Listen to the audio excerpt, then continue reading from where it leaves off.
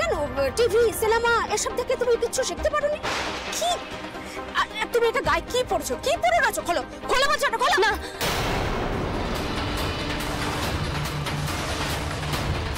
আমি এই চাদরটা খুলতে পারবো না, কিছুতেই খুলতে পারবো না আমি। এ আবার কি কথা পুতুল, চাদরটা খুলতে তোমার কিসের অসুবিধা? স্যার আমি পারবো না স্যার, আমার খুব শরীর খারাপ, সকাল থেকে খুব খুব জ্বর, আমি ওই জন্যই তো আসতে দেরি হলো, আমি চাদরটা খুলতে পারবো না স্যার। জ্বর এসছে তুই তো বলিসনি, মানে এতক্ষণ আমরা বাড়িতে কথা বললাম কিছু তো বললি না?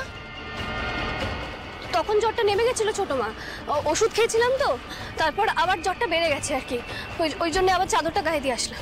ও মা, সে কি কথা? কই না না না মা, শোনো না আমাকে, আমার তো জানি না কদিন ধরেই এরকম জ্বর জ্বর ভাব, ওই জন্যই আপনাকে বলছিলাম স্যার, মানে বোধহয় কোভিড।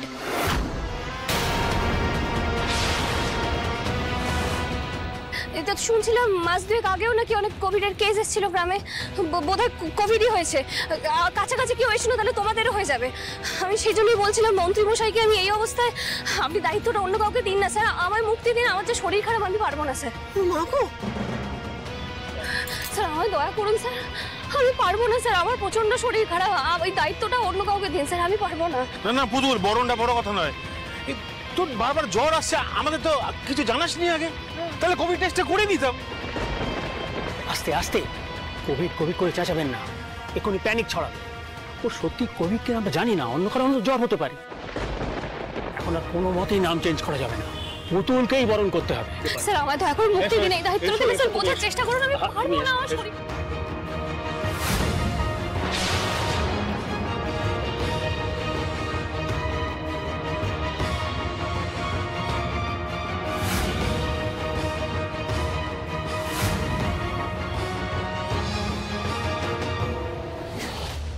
স্যার প্লিজ স্যার, তোমাকে মঞ্চে ডাকা হলেই তুমি মঞ্চে চলে আসবে, ঠিক আছে?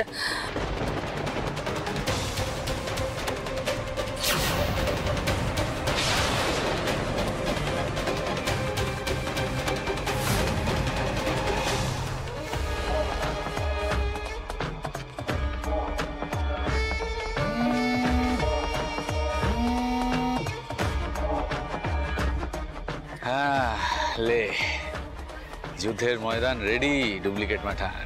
আজ পুতুল এমন একটা চক্রব্যূহে পড়বে, সেখান থেকে চাইলেও বেরোতে পারবে না। রায়চৌধুরী বংশ একেবারে নির্বংশ হয়ে যাবে। আজকে সালা আমার কি আনন্দ হচ্ছে, আজকে সব এইসব হারামজাদি গুলো একদম সোজা সঙ্গে নরকে যাবে, নরকে। আর এই সব সম্পত্তি একদম আমার হাতের মুঠোয় চলে আসবে।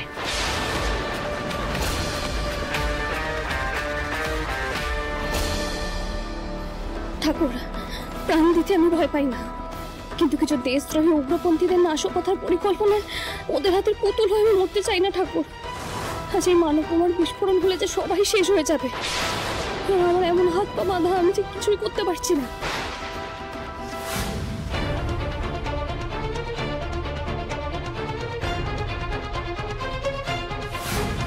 ময়ূরটাকে পারলো নিজেকে বাঁচাতে, যদি সত্যি ওখান থেকে বেরিয়ে এখানে চলে আসতে পারে সময়ের মধ্যে, আমি দৌড়ে অনেক দূর চলে যাব, আমি মরলে মরবো। লালার এই ভয়ানক ষড়যন্ত্রের হাত থেকে বাকিরা তো বাঁচবে। ময়ূরটা এখন একমাত্র তুমি ভরসা, যে করে হোক চলে এসো ময়ূরটা, যে করে হোক।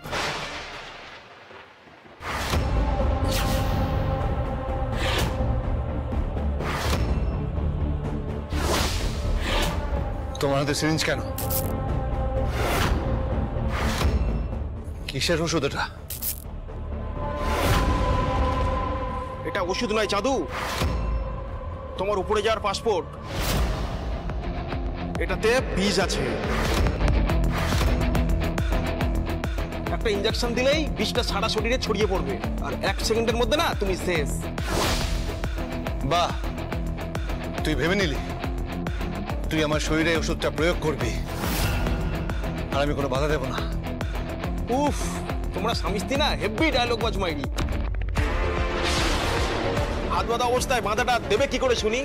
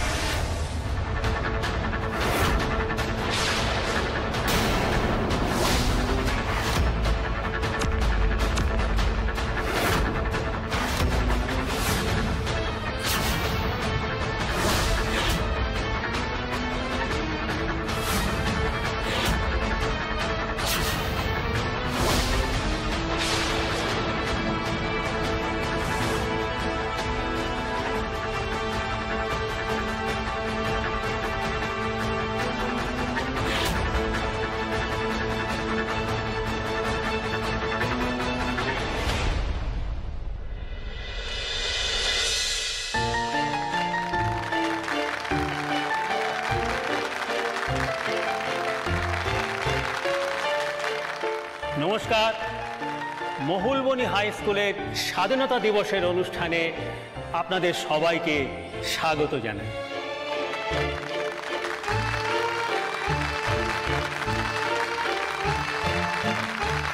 প্রতি বছর আমরা এই দিনটিতে কেন বিশেষভাবে অনুষ্ঠান উদযাপন করি সে কথা নতুন করে কিছু বলার নেই। আমার একটাই কথা, আমার প্রত্যেকটি ছাত্রছাত্রীদের আমি বলতে চাই, তোমরাই কিন্তু এ দেশের ভবিষ্যৎ। দেশকে নিরাপদ রাখার দায়িত্ব তোমাদের হাতে। তোমরা আগামী দিনে যে পেশাই বেছে নাও না কেন, এ দেশের সংকটের সময় তোমাদেরই কিন্তু ঝাঁপিয়ে পড়তে হবে।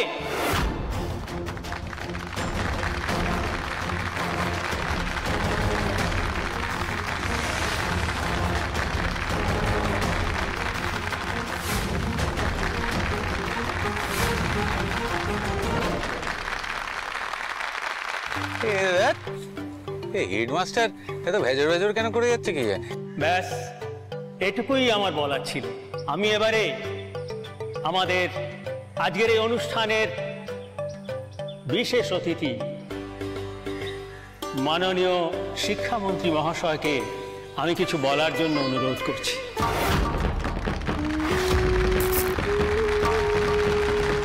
এই ডুপ্লিকেট পাঠান, মন্ত্রী উঠেছে, মাইকের সামনে আসছে।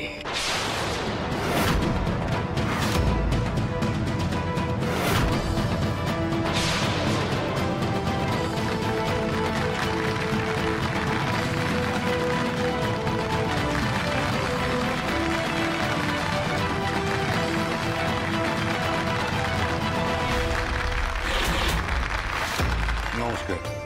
স্বাধীনতা দিবস উদযাপন উপলক্ষে এই জেলায় এলাম, আর সেটা শুধুমাত্র আমার মনে হয়